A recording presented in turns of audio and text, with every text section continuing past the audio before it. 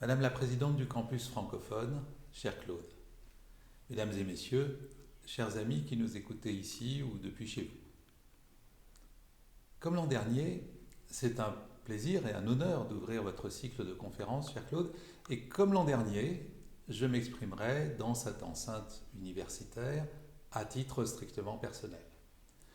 Il n'y a évidemment pas une position française qu'il me faudrait défendre pour aborder un tel sujet. Je parlerai donc simplement à partir de mon observation des évolutions du monde, à partir aussi de mon expérience d'une carrière qui a été largement consacrée aux questions de sécurité et à partir de convictions personnelles qui, passé un certain âge, sont le fruit de parcours de vie. Justice difficile, justice impossible. Ce très beau thème que vous avez retenu cette année peut s'entendre de deux façons différentes. D'abord, comme un sujet de philosophie du droit. Justice impossible résonne alors comme notre quête universelle et sans fin d'un monde plus juste. Sans fin car jamais personne nulle part ne dira que le monde est devenu entièrement juste. Et justice difficile renvoie en conséquence à un inévitable compromis face au désir infini de justice.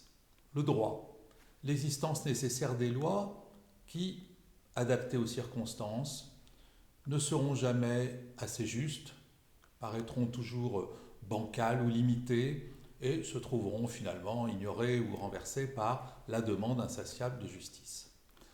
Bref, la justice étant à la fois une institution et une valeur, on sait depuis la nuit des temps que rendre la justice est un exercice difficile, participant d'une marche vers l'horizon impossible à atteindre d'un monde devenu enfin juste.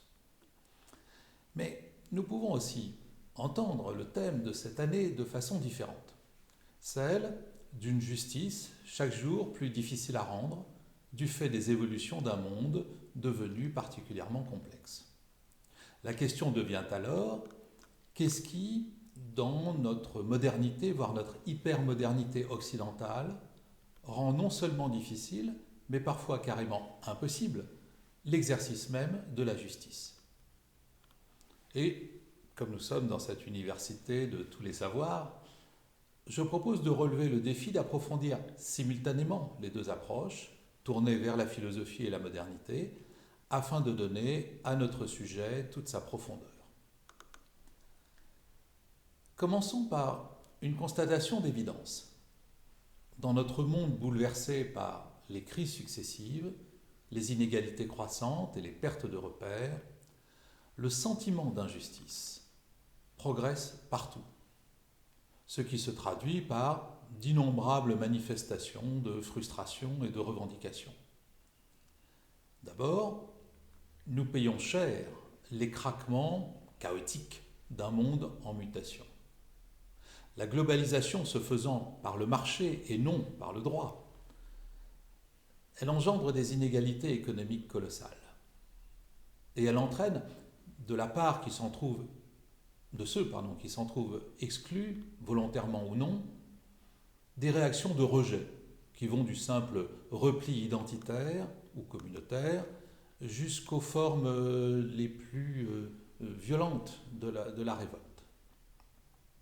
Ensuite, l'hypervalorisation forcenée de l'individu par rapport au collectif, ça défie le fondement même de la démocratie, c'est-à-dire la mise en œuvre de la loi de la majorité assortie de la protection de la minorité.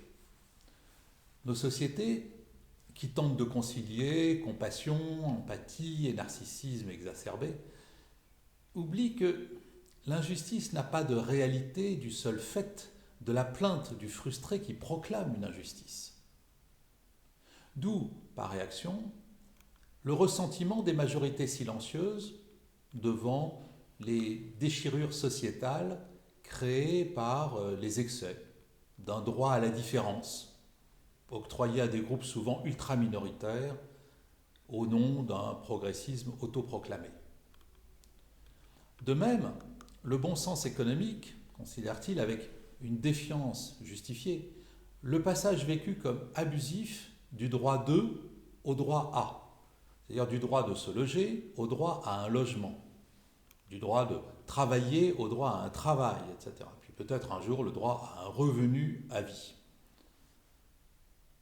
Enfin, la transparence accrue de la vie publique renforce la conviction que les puissants échappent aux innombrables contraintes de Monsieur Tout-le-Monde, ne subissent pas les effets des crises, contournent largement leurs obligations de contribution par l'impôt, et que la délinquance économique en col blanc, dont ils sont les principaux auteurs, échappe aux foudres de la justice. Et c'est ainsi qu'un sentiment profond d'injustice fait naître, par exemple, le mouvement des Gilets jaunes.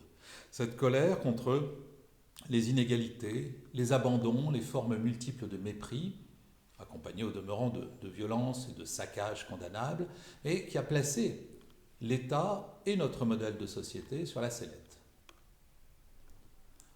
En période de crise, le désir de justice recouvre une attente des citoyens vis-à-vis de leurs gouvernants, qu'ils les protègent sur un pied d'égalité. Si ce n'est que le champ de cette protection s'est considérablement étendu depuis une trentaine d'années. Au-delà de sa sécurité personnelle, le citoyen considère qu'il a droit aujourd'hui aussi à sa sécurité sanitaire, Covid oblige, à sa sécurité alimentaire, économique, environnementale et bien sûr à sa sécurité politique. Mais alors que la demande de sécurité augmente, les capacités de l'État à y répondre diminuent. Car celui-ci a perdu nombre de ses attributions régaliennes. Il a en particulier de plus en plus délégué à d'autres l'élaboration des lois, à Bruxelles notamment. Il a abaissé dangereusement les frontières. Il a laissé s'effriter la citoyenneté et l'allégeance prioritaire à la nation et abandonné des territoires de la République.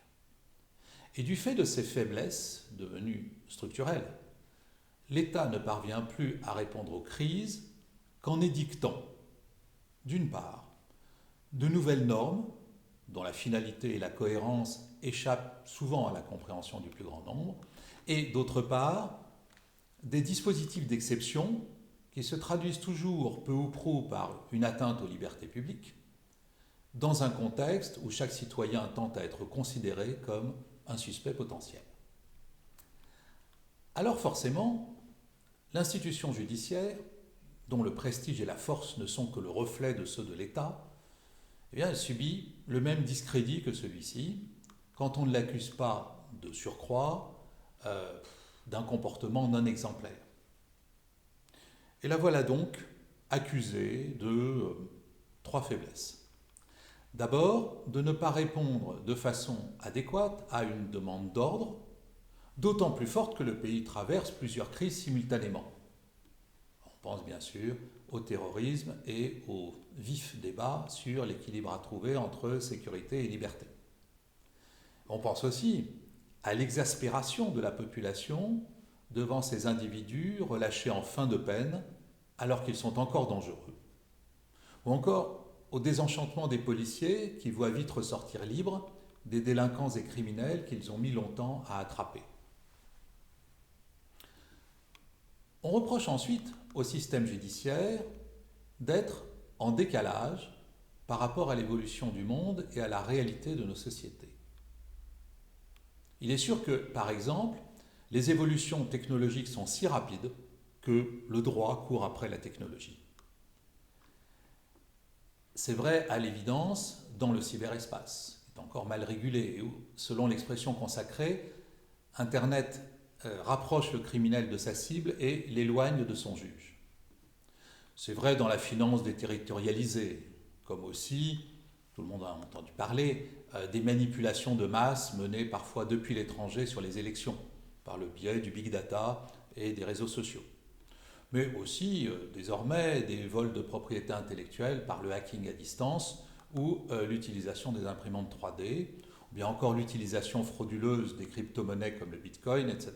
Puis demain, la génomique et l'intelligence artificielle s'attacheront à modifier l'être humain lui-même de façon difficilement contrôlable. Et puis enfin, on reproche aux juges d'être largement démunis face aux criminels transnationaux et trafiquants divers qui utilisent les lacunes du droit international et les différences de législation entre les pays pour agir.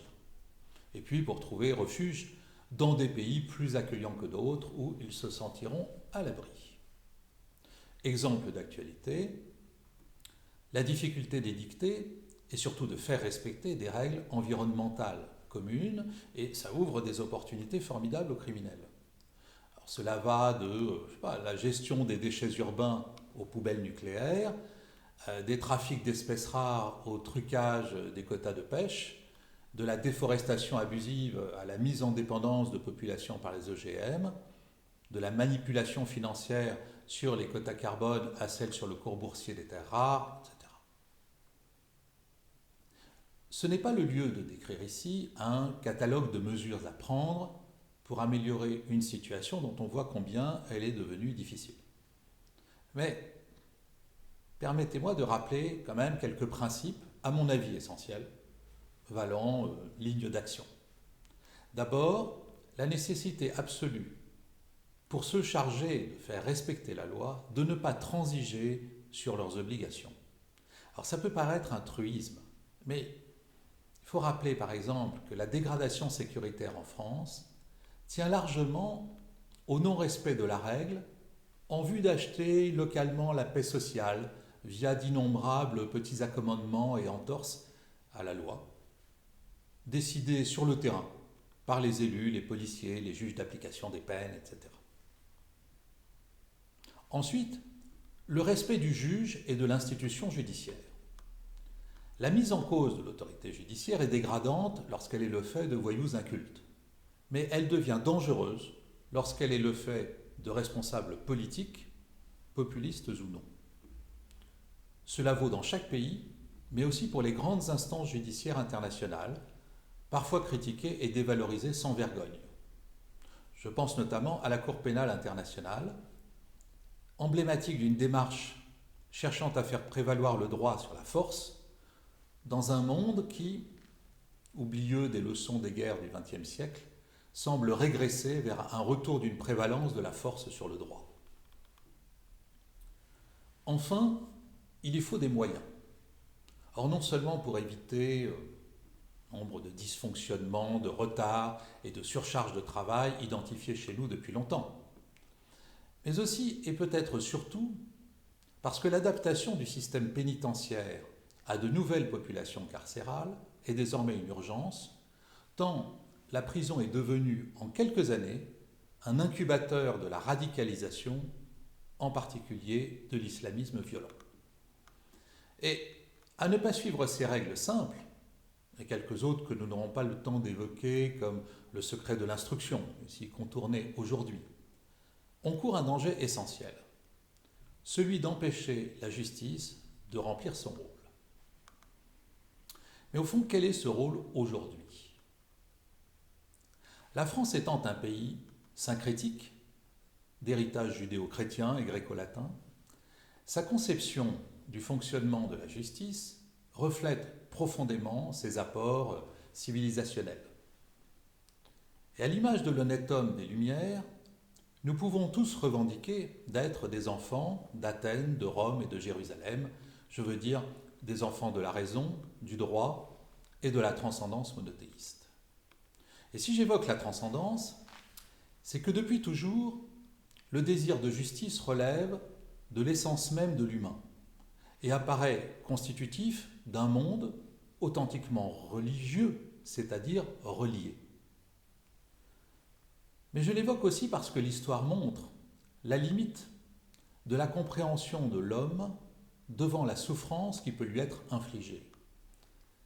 Hannah Arendt écrit ainsi à propos de la Shoah et des crimes contre l'humanité : « Tout ce que nous savons, c'est que nous ne pouvons ni punir ni pardonner ces crimes, et que, par conséquent, ils transcendent le domaine des affaires humaines et la capacité du pouvoir humain, qu'ils détruisent tous deux radicalement partout où ils se produisent. » Ce qui fera dire aussi à Elie Wiesel vers la fin de sa vie : « Soit Dieu a un sens historique et je ne lui pardonne pas la Shoah, soit Dieu n'a pas de sens historique et il ne m'intéresse pas. Mais il nous faut bien continuer à vivre dans le quotidien de notre humaine condition et de nos mythes fondateurs reçus en héritage. En ce sens, j'emprunte à mon ami philosophe Gérard Rabinovitch, qui est avec nous ce soir, l'idée que dans la tradition juive, la figure en majesté, la figure emblématique et sublime est celle du juste, alors que dans la tradition chrétienne, c'est celle du saint, et dans la tradition mahométane, celle du martyr. Le juste, le saint, le martyr. De fait, la justice est le signifiant maître du judaïsme, à laquelle la tradition juive assigne un rôle, magnifique quoique évidemment hors de portée, la réparation du monde, le tikkun olam. L'homme commet des actes contraires aux lois et qui, selon le livre, doivent être réparés à proportion des dommages causés, pour rétablir l'équilibre d'un ordre du monde relevant de la volonté de Dieu. Et c'est parce que rien, même la loi divine, ne peut parvenir à abolir l'imperfection radicale de l'homme, que l'aspiration à la justice se traduit d'abord par cette obligation de réparation. J'aime au passage la coïncidence qui fait que c'est aujourd'hui en France le lancement de la campagne nationale de la Tzedaka, cette forme de solidarité envers les plus démunis associée dans le judaïsme à la juste réparation. La justice comme valeur bute ainsi sur l'impossibilité d'empêcher le crime de se produire, et les lois, impuissantes à changer la nature de l'homme, sont condamnées, elles aussi, à l'imperfection. À ce titre, elles peuvent toujours être remises en question, et si vous me le permettez, j'irai jusqu'à dire que les tables de la loi ne valent que parce qu'elles ont été brisées. C'est cette brisure qui permet à la mystique juive d'être sans cesse remise en perspective, d'être considérée non comme un dogme, mais comme une philosophie, et sans doute au peuple juif d'être reconnu comme le peuple du débat. Alors, pour faire la transition vers l'hommage à cet homme exceptionnel, cette figure emblématique qu'est Robert Badinter, rendons à nouveau à César ce qui est à César et à Dieu ce qui est à Dieu, en rappelant que pour celui qui cherche la figure du légal, tous les chemins mènent à Rome, mais que pour celui qui cherche la figure du juste, tous les chemins mènent à Jérusalem, c'est-à-dire à la profondeur atemporelle du judaïsme.